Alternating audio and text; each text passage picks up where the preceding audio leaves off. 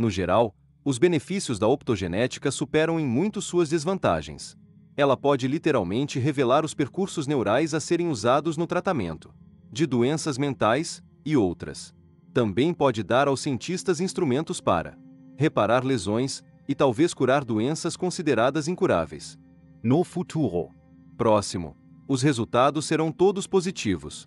En un futuro distante, quando todos os percursos do comportamento humano forem entendidos, a optogenética poderá ser usada também para controlar, ou pelo menos modificar, o comportamento humano, o controle da mente e o futuro.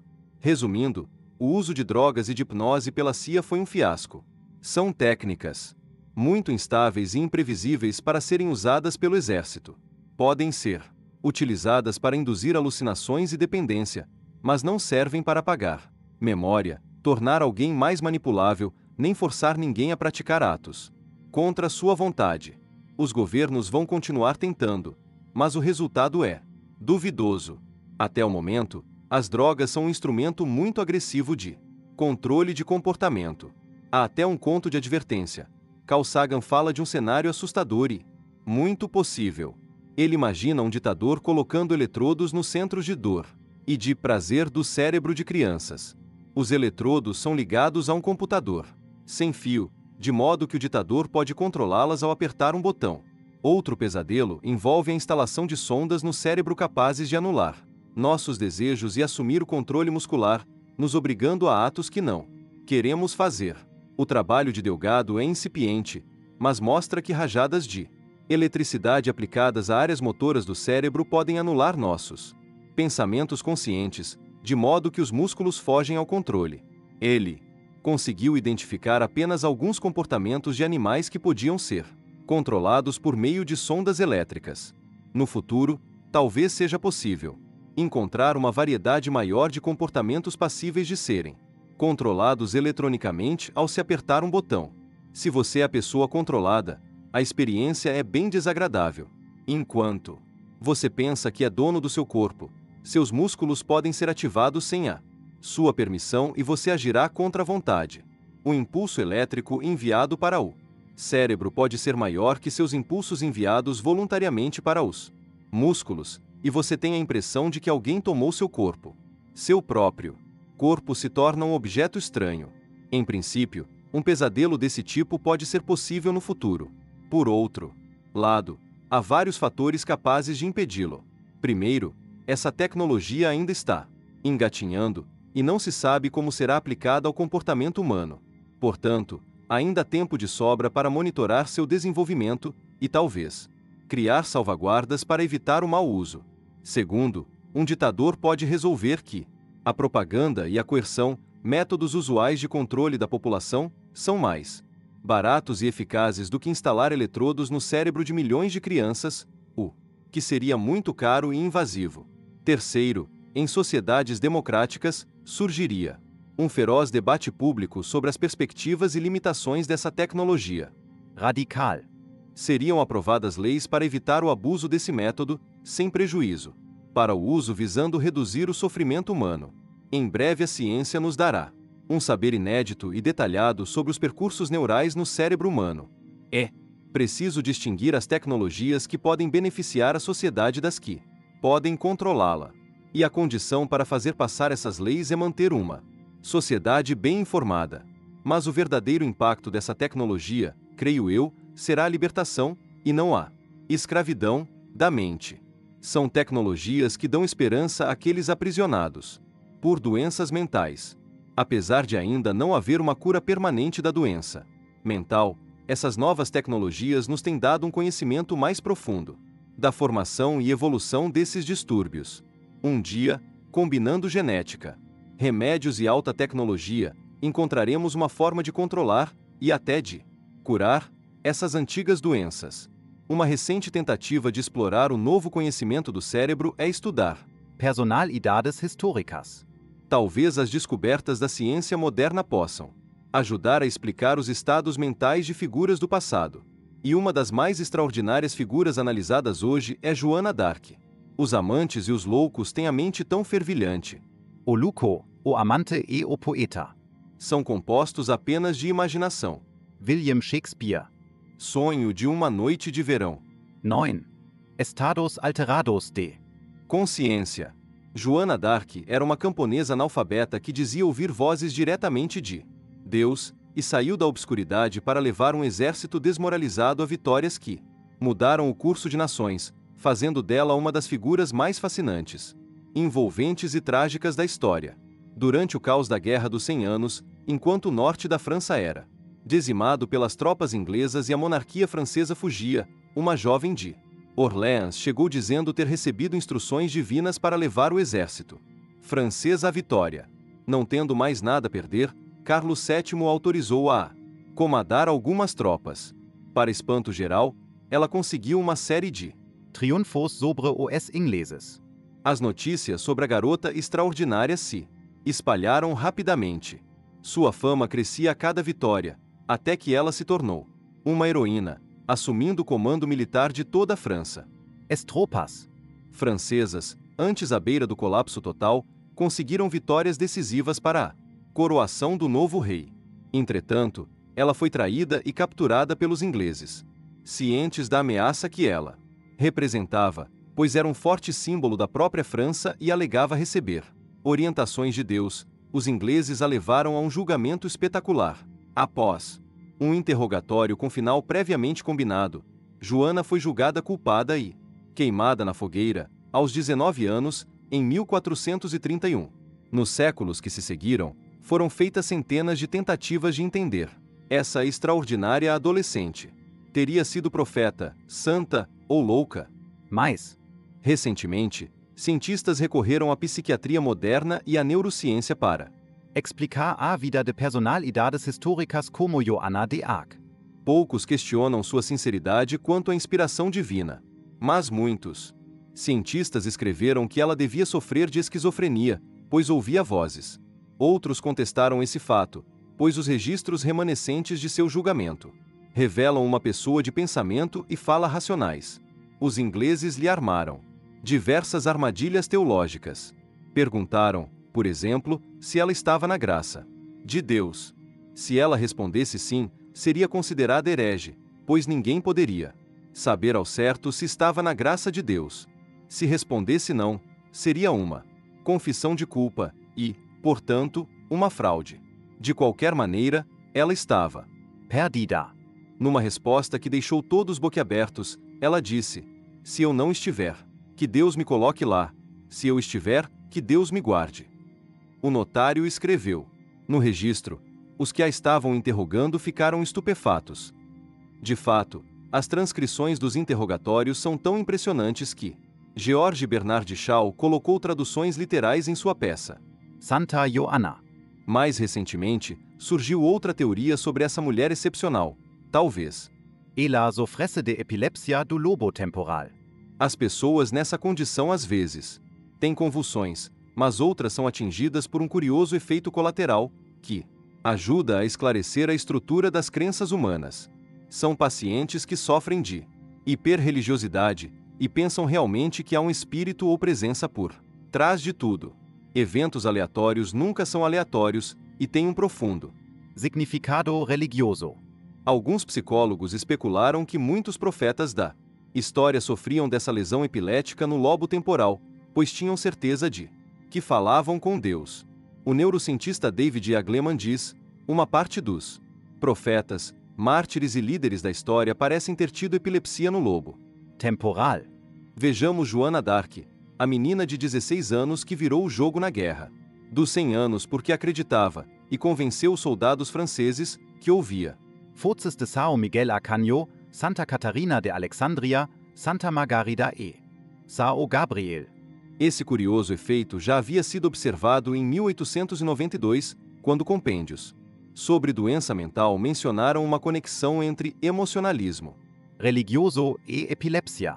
A primeira descrição clínica foi feita em 1975, pelo neurologista Norman Geschwind, do Boston Veterans Administration Hospital.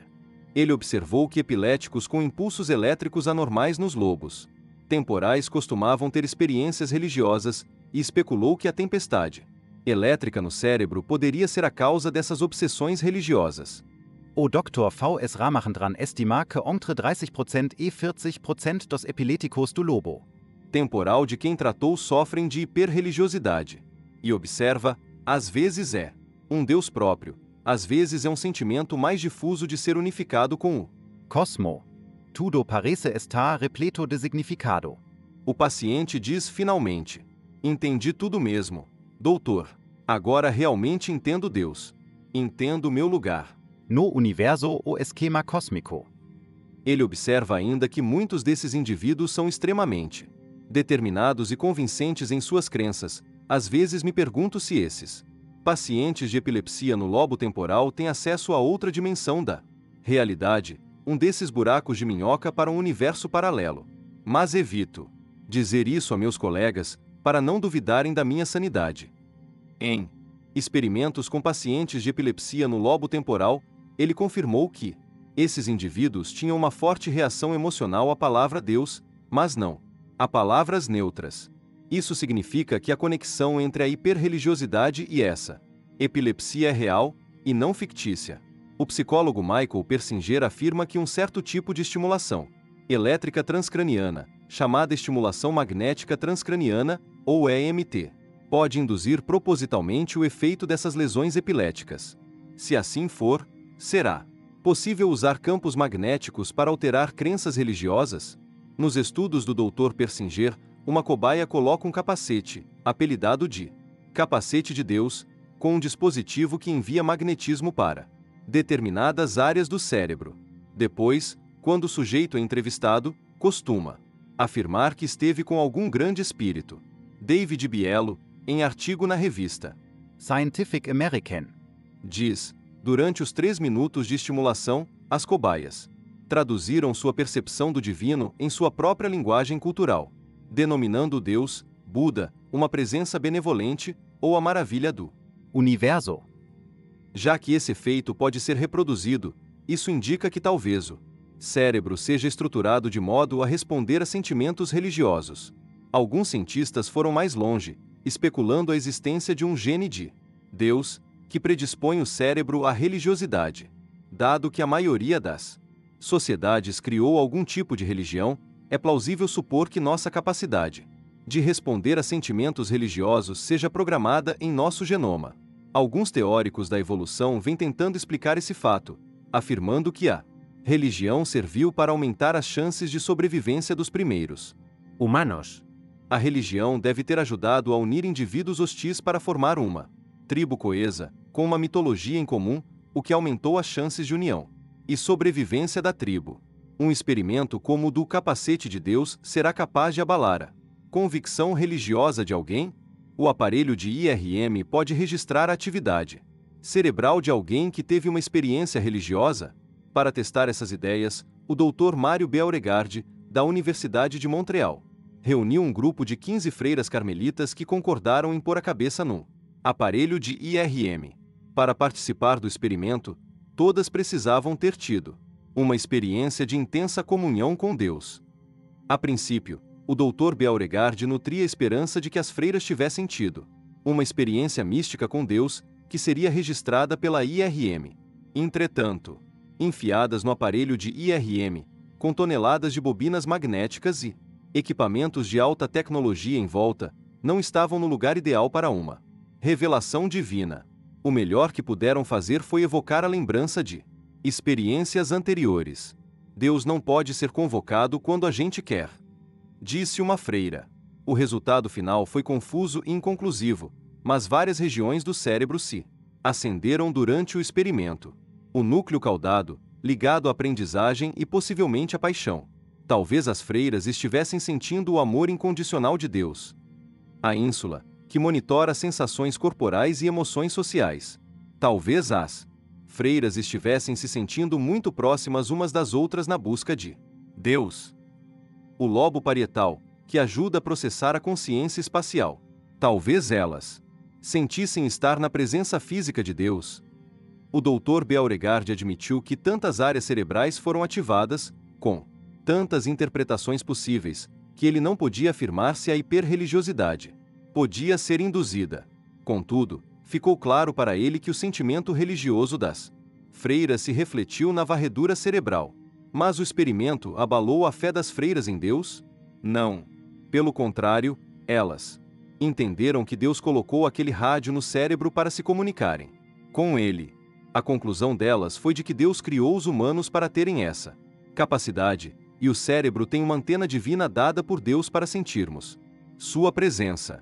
David Bielo conclui que, embora os ateus possam argumentar que encontrar a espiritualidade no cérebro signifique que a religião não passa de um delírio religioso, as freiras ficaram animadas com a varredura justamente pelo motivo oposto. Aquilo seria uma confirmação da conexão de Deus com elas. Beauregard concluiu: se um ateu vivencia um certo tipo de experiência, ele a relaciona à magnificência do universo. Se for um cristão, associa a Deus. Quem sabe? Talvez sejam a mesma coisa. Da mesma forma, Richard Dawkins, biólogo da Universidade de Oxford e ateu ferrenho, certa vez foi colocado no capacete de Deus para ver se haveria mudança em sua crença. Não houve.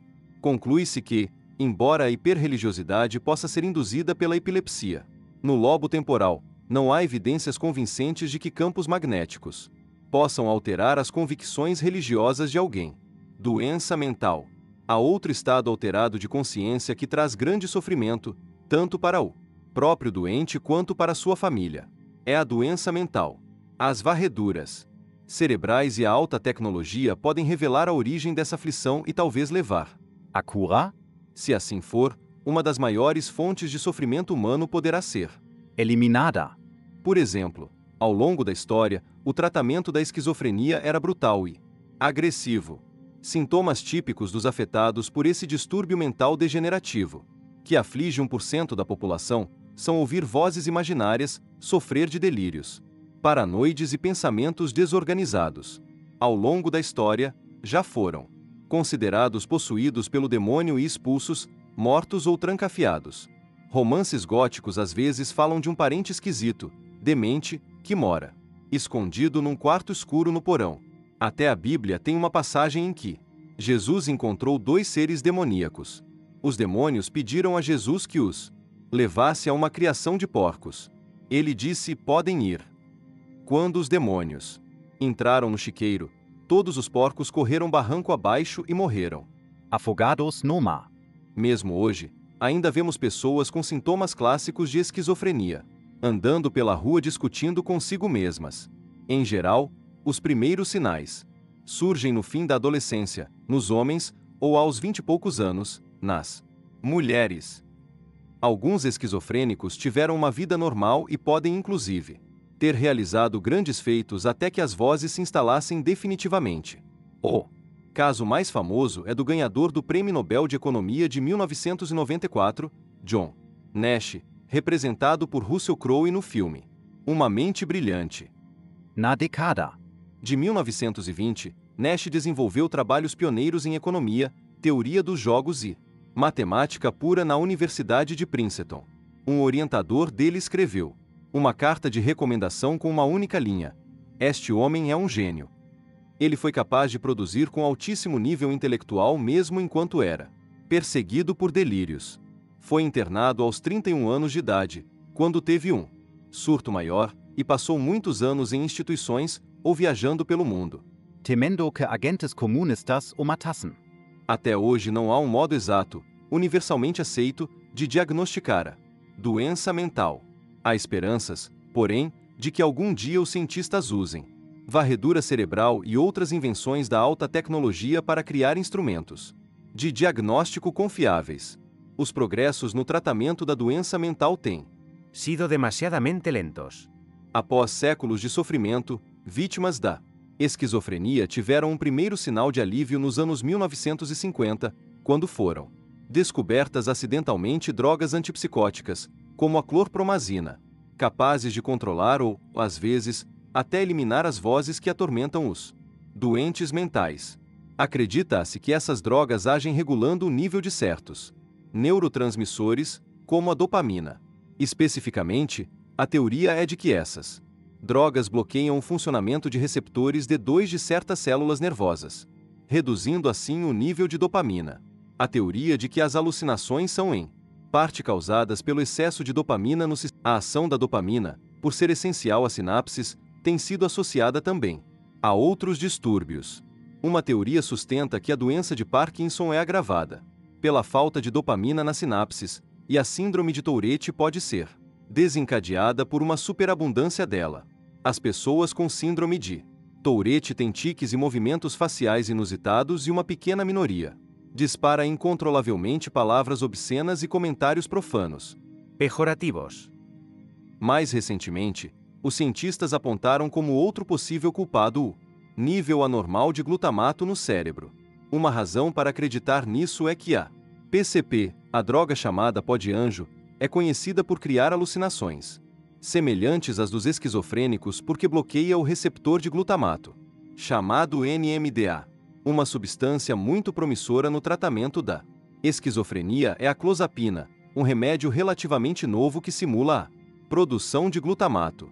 Contudo, as drogas antipsicóticas não são necessariamente a salvação. Em cerca de 20% dos casos, elas inibem os sintomas. Cerca de 2/3 dos pacientes encontram algum alívio dos sintomas, mas os demais não são afetados.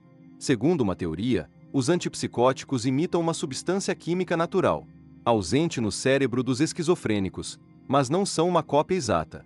Assim, é preciso experimentar no paciente vários antipsicóticos, praticamente por tentativa e erro. Além disso, como podem produzir efeitos colaterais desagradáveis, muitos esquizofrênicos interrompem a medicação e têm reincidência.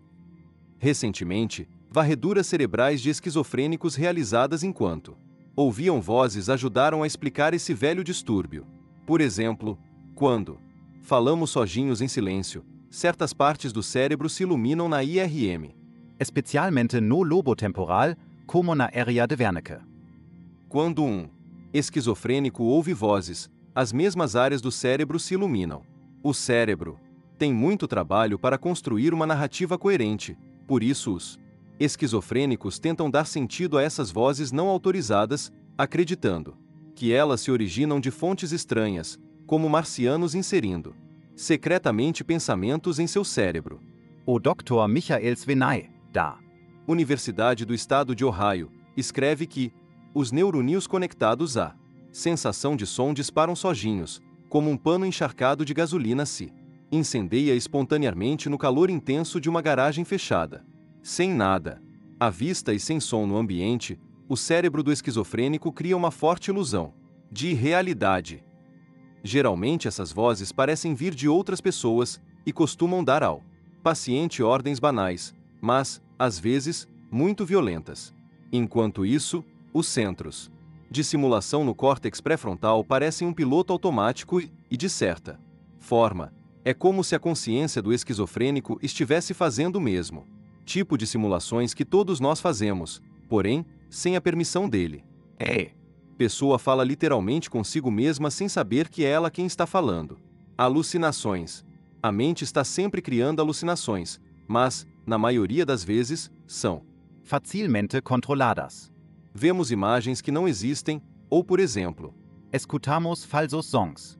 Portanto, o córtex cingulado é de importância vital para Diferenciar o real do inventado. essa parte do cérebro nos ajuda a fazer a distinção entre os estímulos externos e os gerados pela própria mente. Nos esquizofrênicos, porém, o sistema parece estar lesado e eles não conseguem distinguir as vozes reais das imaginárias. O córtex cingulado. Anterior é vital devido à sua localização estratégica entre o córtex pré-frontal e o Sistema límbico. A conexão entre essas duas áreas é uma das mais importantes, porque uma área governa o pensamento racional e a outra, as emoções. Até certo ponto, as alucinações podem ser criadas de propósito. Alucinações ocorrem naturalmente quando o paciente é colocado num quarto totalmente escuro, numa câmara de isolamento ou num ambiente assustador com ruídos estranhos. Esses são exemplos de que nossos olhos nos enganam. Na verdade, o cérebro é que nos engana, criando imagens falsas, tentando dar sentido ao mundo e apontando ameaças. Esse efeito é chamado de pareidolia. Quando Vemos as nuvens no céu, vemos imagens de animais, pessoas, personagens de desenhos animados. Isso não depende de nós. Está configurado no cérebro. Em certo sentido, todas as imagens que vemos, reais e virtuais, são alucinações, porque o cérebro está sempre criando imagens falsas para fazer sentido. Como vimos, até as imagens reais são parcialmente falsificadas. Mas, nos doentes mentais, talvez certas regiões do cérebro, como o córtex cingulado anterior, tenham lesões e, por isso, o cérebro confunde realidade e fantasia. A mente obsessiva. Já existem drogas também para curar outro distúrbio mental, o toque, transtorno Obsessivo-compulsivo. Como vimos, a consciência humana implica a mediação de vários mecanismos de feedback. Às vezes, porém, esses mecanismos ficam travados na posição ligado. Entre cada 40 norte-americanos sofre de toque. Em casos brandos, sintomas são compulsões como, por exemplo, voltar várias vezes ao sair de casa, para confirmar que trancou a porta. O detetive Adrian Monk, no seriado de TV Monk. É um caso brando de toque. Mas esse distúrbio pode ser tão grave a ponto de alguém, por exemplo, se coçar ou se lavar compulsivamente até sangrar. Pelé. Alguns pacientes de toque repetem um comportamento obsessivo durante horas, tornando difícil manter um emprego ou constituir uma família. Normalmente, alguns tipos de comportamento compulsivo, se moderados, são benignos para nós, pois nos mantêm limpos, saudáveis e em segurança. E foi por essa razão que desenvolvemos esses comportamentos. Mas o paciente com toque grave não consegue interromper o comportamento, que fica tão exagerado que foge ao controle. Hoje em dia, varreduras cerebrais revelam como isso acontece, mostrando pelo menos 3 áreas do cérebro que normalmente nos mantêm saudáveis, mas ficam presas num ciclo de feedback. Primeiro, o córtex orbitofrontal, que vimos. No capítulo 1, pode agir como um verificador de fatos, conferindo se trancamos a porta ou lavamos as mãos. Ele nos diz, alguma coisa está errada. Segundo, o núcleo caudado, situado no gânglio basal, governa as atividades aprendidas que se tornam automáticas, e diz ao corpo, faça isso, faça aquilo. Por fim, o córtex cingulado, que registra as emoções conscientes, inclusive o desconforto, diz, ainda me sinto péssimo. O professor de psiquiatria Jeffrey Schwartz, da Universidade da Califórnia, em Los Angeles, tentou reunir todas essas informações para explicar como o toque foge ao controle. Imagine que você sinta uma urgência de lavar as mãos. O córtex orbitofrontal reconhece que alguma coisa não está bem, que suas mãos estão sujas. O núcleo caudado entra em ação e faz você lavar as mãos. Automaticamente. Então o córtex cingulado registra a satisfação de que suas mãos estão limpas. Na pessoa com toque, esse circuito fica alterado. Mesmo depois de constatar que as mãos estão sujas e lavá-las, o indivíduo continua com o sentimento desconfortável de que algo não está bem, que as mãos ainda estão sujas, e fica preso num ciclo de feedback ininterrupto. Nos anos 1960, percebeu-se que o cloridrato de clomipramina aliviava os sintomas dos pacientes de toque. Essa e outras drogas desenvolvidas desde então elevam o nível do neurotransmissor serotonina e, em experimentos clínicos, mostraram-se capazes de reduzir os sintomas de toque em até 60%. O Dr. Schwartz diz que o cérebro vai continuar fazendo o que faz, mas você não precisa deixar o cérebro te fazer de bobo. Certamente, essas drogas não curam, mas trazem alívio aos pacientes de toque. Transtorno bipolar. Outra forma comum de doença mental é o transtorno bipolar, em que o paciente tem fases de um otimismo extremo e ilusório, seguidas por períodos de depressão profunda. O transtorno bipolar parece ocorrer em vários membros de uma mesma família e, curiosamente, é muito frequente em artistas. Talvez as grandes obras de arte sejam criadas em surtos de criatividade e otimismo. Há uma lista enorme de famosos com transtorno bipolar, entre celebridades de Hollywood, músicos, artistas plásticos e escritores. A substância lítio pode controlar muitos dos sintomas, mas as causas ainda não são claras. Uma teoria sustenta que o transtorno bipolar pode ser causado pelo Desequilíbrio entre os hemisférios esquerdo e direito. O Dr. Michael Svenay. Observou. As varreduras cerebrais